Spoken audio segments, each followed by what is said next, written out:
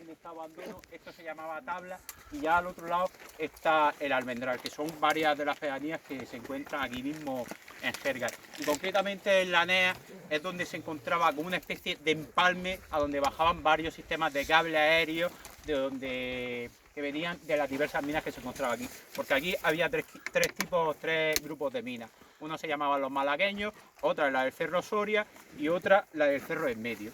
Estos empezaron a explotarlo a primeros del siglo XIX y es realmente con la entrada de capital inglés cuando empieza a coger bastante fuerza la explotación de las minas, sobre todo en el transcurso del 1890 hasta primeros del 1910 aproximadamente, que ya empieza a decaer bastante. El impulso definitivo viene sobre todo, como os comentado al inicio, con la construcción de la línea de ferrocarril de Almería a Linares, y ya ahí se crea una serie de empalmes porque aquí, como había varias minas, ahí de hecho lo que veis ahí es lo que se llama una roza, aprovechando filones que aparecían, sobre todo lo que es de hierro y de plomo, y ya desde ahí por lo que partía eran varios cables aéreos que, para que os situéis, es un poco como un teleférico, que lo que hacían era confluir en la NEA, y ya desde la NEA iba un segundo cable aéreo desde esa zona hasta una estación de carga, una especie de embarcadero de mineral que se llamaba el embarcadero Cruz de Mayo. Estaba justo a la entrada de Jergal por la parte de Granada.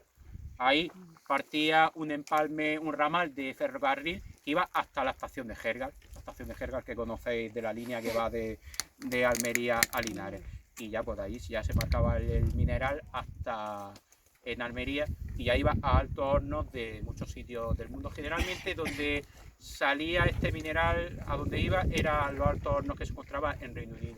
El mineral que se extraía de aquí era fundamentalmente hierro, que tenía una ventaja: estaba exento de fósforo y tenía muy buenas propiedades de cara a la calcinación y fue muy bien valorado.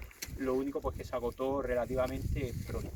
Ya estas minas prácticamente en torno a la Primera Guerra Mundial los precios bajan, se desploma, se van agotando los filones y llega ya un momento pues que ya el tema de la minería aquí decae completamente. De hecho, todos estos teleféricos o cables aéreos llegan a desmantelarse en su momento. También, por otro lado, que no sé si lo comenté con motivo de la ruta minera de Veda, empieza a aparecer competencia sobre de cotos mineros en la zona del norte de África.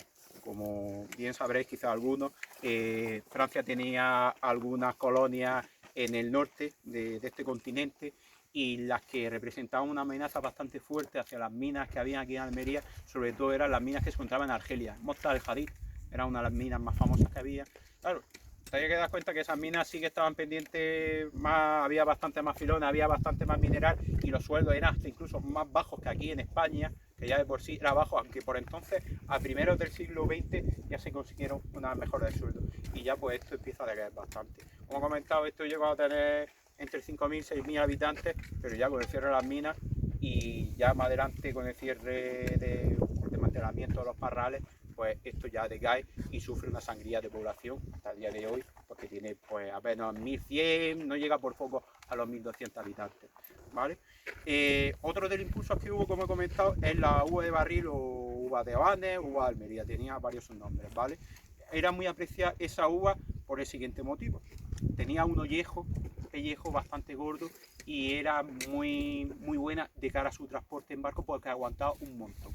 Esta uva había muchos parrales, sobre todo zona de Canjaya. Es un cruce de uvas, ¿vale? Porque esta uva, la uva de Almería sobre todo empezó a aparecer, o estos parrales originales, porque vienen a través de cruces que hacía la gente, venía de la zona de Canjayar, de Ragos, y ya se empieza a hacer una serie de cruces con otro tipo de uva, y ya se crea lo que vino a denominarse uva de embarque, uva de Almería o uva de Habanes.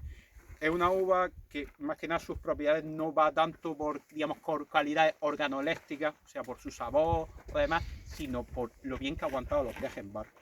Esta uva viajó de Almería a un puñado de sitios del mundo, desde Rusia, Estados Unidos, Venezuela, Alemania, donde podéis imaginar, se exportaba un montón, a un montón de sitios.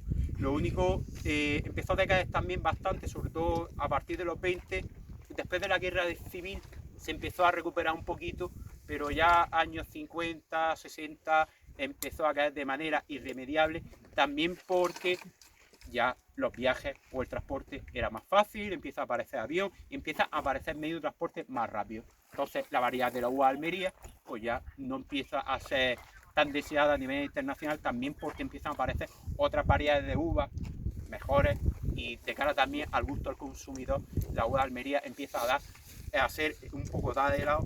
Y finalmente la puntilla es con la entrada de España en la Unión Europea en los años 80, a través de una serie de ayudas, pues se llega a desmantelar los últimos parrales que queda y ya generalmente pues hay alguna gente que sí que sigue conservando lo suyo y ya en algunas zonas de Almería, pues como sabréis, sí que hay alguna bodega. En el caso de Fondón, en el caso de la Hoja de Almería o en el caso del Boluduy, sí sigue habiendo bodegas más allá de explotaciones familiares. Realmente en Almería hay un montón de variedades. Probablemente estarán catalogados más de 50 variedades de uva, muy diferentes entre sí.